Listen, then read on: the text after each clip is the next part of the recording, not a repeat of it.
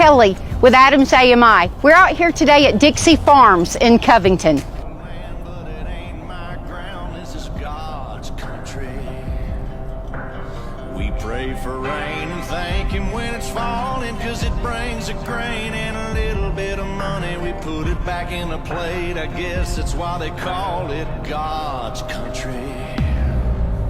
I saw the light in a sunrise, sitting back in a 40 on the muddy riverside, getting baptized in holy water and shine with the dogs running. Saved by the sound of a pin-found Dixie whistle in the wind, that'll get you heaven bound. The devil went down to Georgia, but he didn't stick around. This is God's country.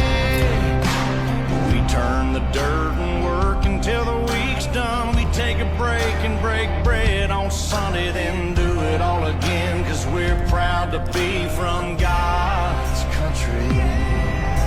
I saw the light in a sunrise, sitting back in the 40 on the muddy riverside, getting baptized in holy water and shine with the dogs running. Thank you for joining us today at Dixie Farms in Covington. If you want more information, please give us a call. I'm Kelly with Adams AMI, 770-914-0369.